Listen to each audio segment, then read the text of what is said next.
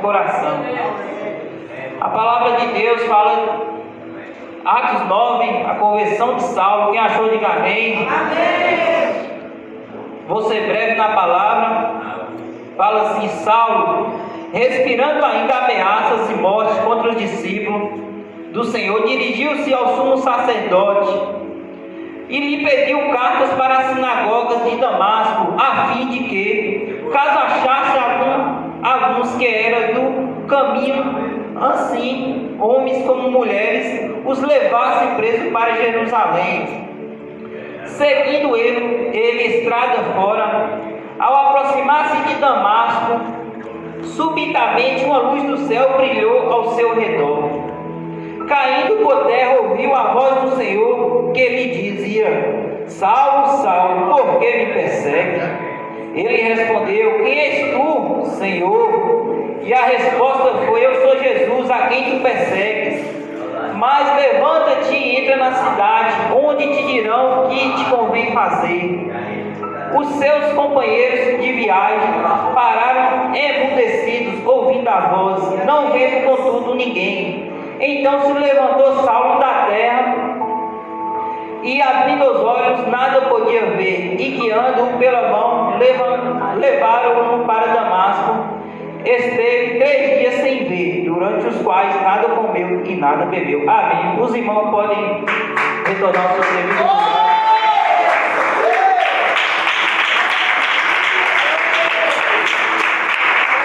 Falarei hoje um pouco sobre a vida do apóstolo Saulo, ou Paulo, como é conhecido. Um breve resumo, porque foi um dos maiores apóstolos da Igreja de Cristo. Então a história dele, o ministério dele, a bibliografia dele é muito grande. Seria horas e horas para falar. Eu vou falar o que eu aprendi, um breve resumo. Eu espero que os irmãos entendam. Aqueles que tiverem alguma dúvida, pode estar procurando e pode estar complementando em casa. Saulo de Tarso, nascido em Tarso, teve uma juventude próspera, família rica. Não se sabe como ele ganhou o título de romano. Acredita-se que foi do avô dele, que ajudou os romanos a expulsar pirata de Roma. Naquela época ganhou o título de cidadão romano e passou de sangue de pai para filho. Naquela época a igreja estava começando a ganhar força, né? E isso preocupava o povo, os judeus daquela época, porque os judeus, muitos não reconheceram Jesus como o Messias de Nazaré, conheceram como profeta. Até hoje, se for lá em Israel perguntar, muitos estão esperando a volta dele. Nós acreditamos que Jesus chegou e veio e morreu por nós, mas muitos falavam muito de Jesus e estavam incomodando, porque eles ainda seguiam, e seguem muitos hoje, o Antigo Testamento. E no Antigo Testamento era só isso, o Novo Testamento para eles não servia. Diante disso, um jovem chamado Estevão era responsável por distribuir alimento às viúvas. Estevão foi designado entre 7 para estar distribuindo alimento às pessoas e, além disso, ele era cheio do Espírito Santo. Estevão começou a incomodar essas pessoas. E a vida de Estevão foi repleta de lutas como a nossa, mas ele foi discursar e muitos operou milagre. E os sacerdotes da época estavam incomodados a ponto de levantar falsa testemunha. Contratou pessoas para testemunhar contra ele, que ele estava falando de Deus e estava blasfemando contra o pai Abraão. E essas testemunhas foram e viu falando que estava distorcendo, estava trazendo novas doutrinas que não cabia a eles. E a Bíblia vai falar que Estevão foi chamado e ele faz um grande discurso histórico desde Abraão, no sentido de provar que Jesus era o Messias e Jesus estava previsto para chegar desde o Antigo Testamento. Aleluia, Deus. E muitos sacerdotes, sumos sacerdotes, olhou para Estevão e viu o rosto dele brilhar como um anjo. Mas, como outros e outros, ele seria o primeiro mártir da história, o primeiro a morrer pelo nome de Cristo. Estevão, mesmo em todo o discurso com a defesa, foi condenado a apedrejamento, foi tirado à força e foi apedrejado.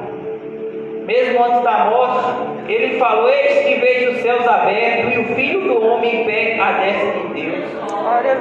Foi uma das últimas palavras. E mesmo quando ele estava para ser morto, ele falou: Deus, não impute esse pecado a eles, que eles não sabem o que estão fazendo. Então, assim como Jesus falou lá na cruz, para aqueles que o crucificaram, Estevão também falou, e as roupas de Estevão caíram aos pés de Saulo, o maior perseguidor, mas também o maior dentre os apóstolos de Cristo.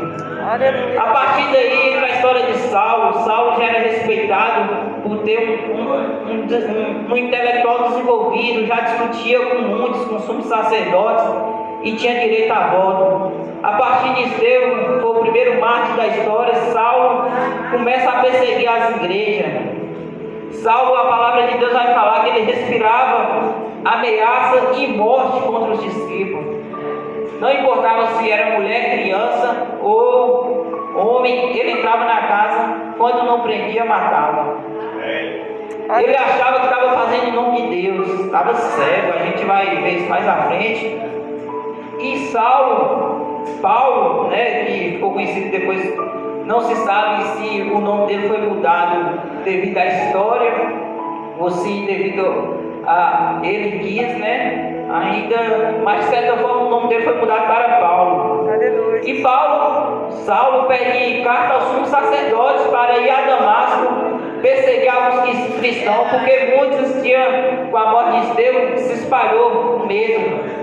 O diabo vem fazer isso, ele vem colocar um medo para a igreja se separar. E Saulo, ao caminho de Damasco, eis que vai a Damasco perseguir os cristãos e prender. Pega um punhado de soldado, e ao caminho de Damasco aparece uma grande luz, derruba eles do cavalo e fala: Saulo, Saulo, por que me persegue? Veja bem, igreja, ele não estava perseguindo João, Maria, não estava perseguindo os apóstolos, estava perseguindo o próprio Deus. Então, quando alguém lhe persegue pelo nome de Jesus, ele não está perseguindo você em carne, ele está perseguindo a igreja. A igreja remida e amada pelo sangue de Jesus. E ele fala: quem és tu, Senhor? Ele fala, e Deus responde: eu sou aquele a quem vos persegue. O que quer que eu faça? Já falou lá o que eu quero que ele faça. Ali ele já foi transformado. Vá, levanta-te e entra na cidade onde te dirão o que convém fazer.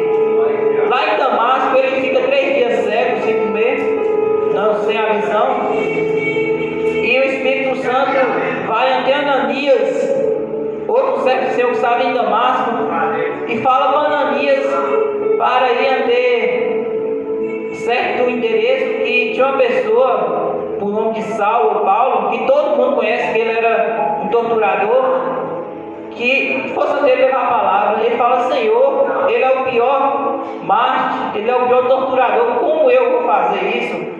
Jesus fala: vai, porque este é para mim um instrumento escolhido para levar o meu nome perante os gentios e reis, bem como perante os filhos de Israel. Glória a Deus. E Ananias vai ante Saulo, coloca a mão sobre ele volta a ver e ali ele é batizado. Saulo começa a transformação imediata, igreja. Ele começa o ministério ali em Damasco mesmo. Imagine uma pessoa que vai para torturar, inverte e vira um evangelista, vira um cristão. Não dá para entender, só a mão de Deus, só a palavra de Deus. E ele vira um cristão porque Deus tinha um propósito na mão dele, porque Deus confunde os sábios. E em Damasco ele é perseguido querido, porque os judeus falam não, está indo contra o que está escrito no Velho Testamento, está indo contra nossos princípios. E Saulo tem que fugir dali, vai para Jerusalém, novamente descobre um plano para matá-lo, ele foge e vai passar um tempo no deserto. Ele vai para a Arábia, assim como Jesus, o profeta, passou um tempo, Elias, no deserto, ele vai para o deserto, passa um tempo lá, depois retorna para Jerusalém. Em determinado momento ele volta para Tarso, passa 10 anos em Tarso. Nesse período, creio eu, minha interpretação, que Deus estava preparando. Acredita-se que nesse período, fala-se que é o período do Evangelho de Paulo que está adormecido. Mas creio eu, alguns historiadores, que ele abriu algumas igrejas nesse período. Mas foi um período de aprendizado. Muitas das vezes achamos que estamos parados, mas Deus está nos preparando para aquilo que tem na frente para nós.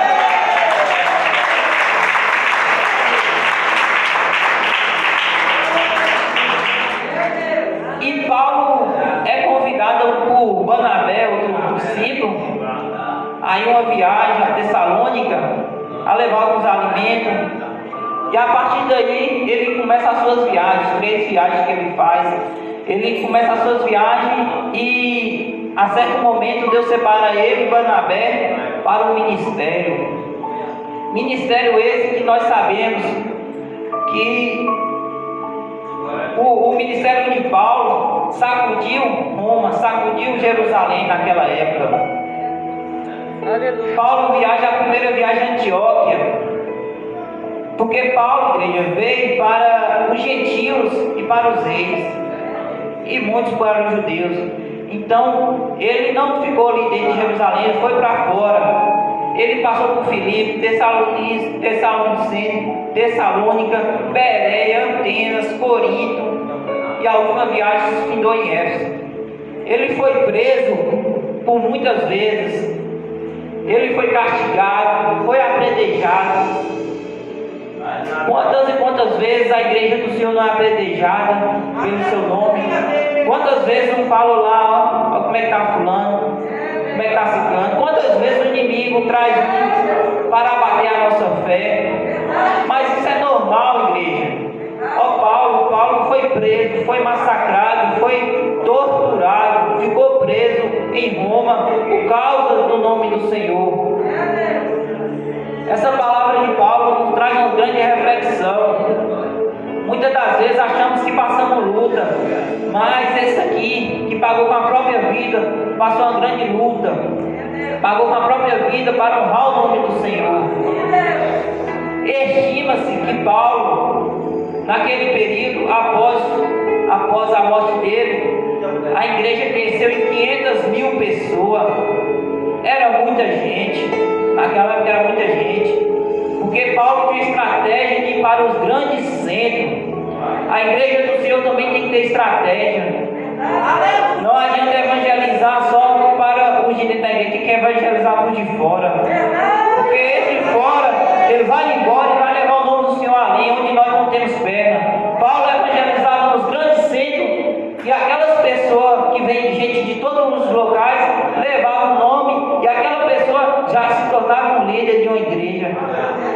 E assim a igreja do Senhor, pastor, chegou a 500.000 pessoas. Era muita gente. Paulo de torturador passou a um pregador. Quantas pessoas não vemos jogadas na bebida, no adultério, na criminalidade, no mundo aí mendigando, e não damos nada. Está aqui o exemplo de transformação. Uma pessoa de perseguidor passa a ser perseguido por pregar a palavra. Então eu tenho certeza, se você tem um parente, tem um amigo, ou um pai ou uma mãe, que não conhece o nome do Senhor e você acha impossível, pode mudar seu pensamento, porque o Deus que transformou a vida de Paulo transformará a vida do parente seu, sua mãe. Glória a Deus!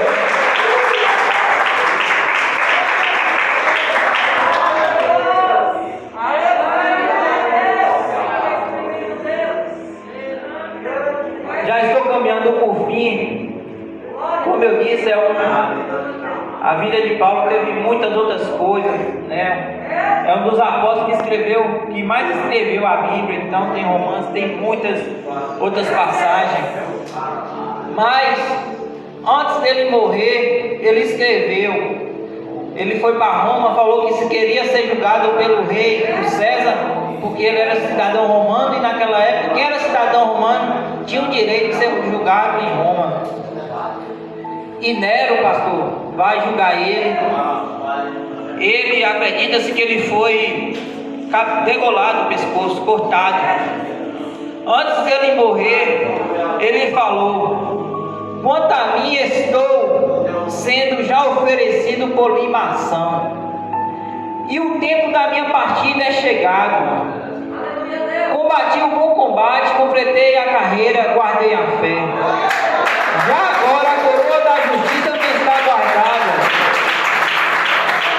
a qual o Senhor, reto juiz, me dará naquele dia, e não somente a mim, mas também a todos quantos amam a sua vida. Glória a Deus.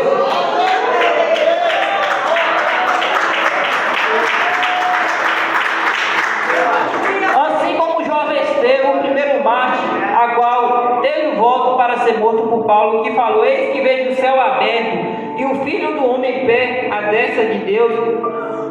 Paulo finalizou a vida dele falando: combati o bom combate, completei a carreira e guardei a fé, a coroa da justiça está guardada. Irmãos, igreja, não tenha medo do que há por vir: desemprego, coronavírus, doença, porque a dor da primeira morte todos vão passar. Essa é fácil. Diz que a vida é um cordão infinito, onde a vida aqui na terra é isso, e a segunda vida é o cordão. Temos que estar preparados para a segunda vida, que é após a morte. Essa vida sim é infinita. Quantos teve a oportunidade de se converter aos caminhos do Senhor e não foi, por esperar: não, amanhã eu vou, depois eu vou, mas veio o Covid, e levou, veio o acidente e levou essa pessoa. Já passa dos 400 mil pessoas. Então a igreja não deixa para amanhã, para adorar a Cristo, para evangelizar uma pessoa que está carente de oração, porque amanhã só pertence a Deus. Igreja,